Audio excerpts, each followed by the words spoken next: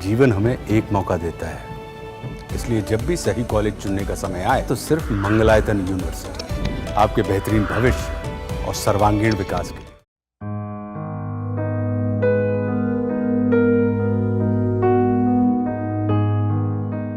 शुक्रवार दोपहर को म्यांमार में 7.4 तीव्रता का भूकंप आया, जिसके झटके बैंकॉक और थाईलैंड के कई हिस्सों में महसूस किए गए।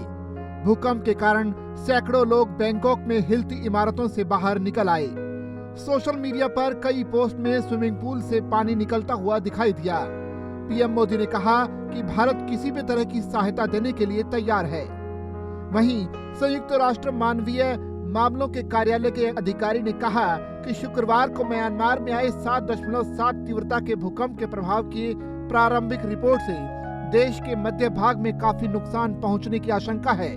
प्रवक्ता ने कहा कि हम प्रभावित लोगों, बुनियादी ढांचे को हुए नुकसान और तत्काल मानवीय जरूरतों के बारे में जानकारी जुटा रहे हैं।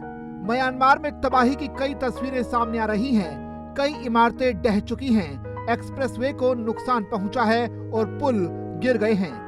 भूकंप के बाद हुई तबाही के बाद पूरे म्यांमार समेत आसपास के कई इलाकों में इमरजेंसी लगा दी गई है। इसी दौरान भारतीय समुदाय के कुछ लोग भी उस खौफ के पलों को भुला नहीं पा रहे हैं। म्यांमार में भारत के रहने वाले रविंद्र जैन ने भी अपना अनुभव साझा किया। जब ये अर्थक्वेक आया उस वक्त हम लोग इंडिया सेंटर में थे, जिसमें इंडिया एजुकेशन फेयर लगाया हुआ था। तो हम लोग 4th फ्लोर पे थे और इंडिया के हमारे 14 यूनिवर्सिटी आए थे। उस वक्त वो जो हमारा बिल्डिंग था बहुत ही बुरी तरह से हिल रहा था। बहुत सारे लोग चिल्ला रहे थे, नीचे जाओ, भागो। कोई बोल रहा था क्या हो रहा है, पानी की बोतल हो रहा है, गिर रहा था। और लगभग 15 से 20 सेकंड तक ये था। और जो मुझे अभी तक पता चला है सोशल मीडिया या हमारे फ्रेंड्स के अनुसार, यांगून में भी कुछ बिल्डिंग थोड़ा टेढ़ा हुआ है, कुछ गिरा है। और ज्यादा जो नुकसान हुआ है वो मंडले में, नेपितो में, जो इंडिया के आसपास का जो एरिया है, स्पेशली सगाई, उधर ज्यादा नुकसान हुआ है। यांगून में हुआ है नुकसान, बट मेरे अनुसार बहुत ज्यादा नहीं हुआ है।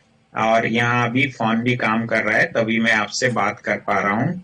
बट ये सीवियरिटी बहुत ज्यादा ही थी इस अर्थक्वेक की, और सब लोग डरे हुए थे और हम लोग भी डरे हुए थे। सब लोग इधर उधर भाग रहे थे।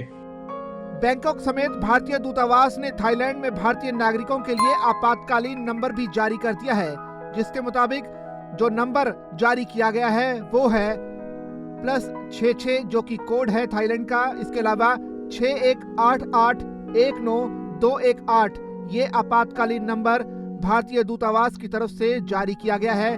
भारत में रह रहे जो लोग हैं अपने साथियों के लिए, अपने परिवारजनों या फिर अपने किसी करीबी की जानकारी इस नंबर के जरिए हासिल कर सकते हैं, लेकिन इस नंबर का उपयोग सिर्फ आपात स्थिति के लिए ही किया जा सकता है।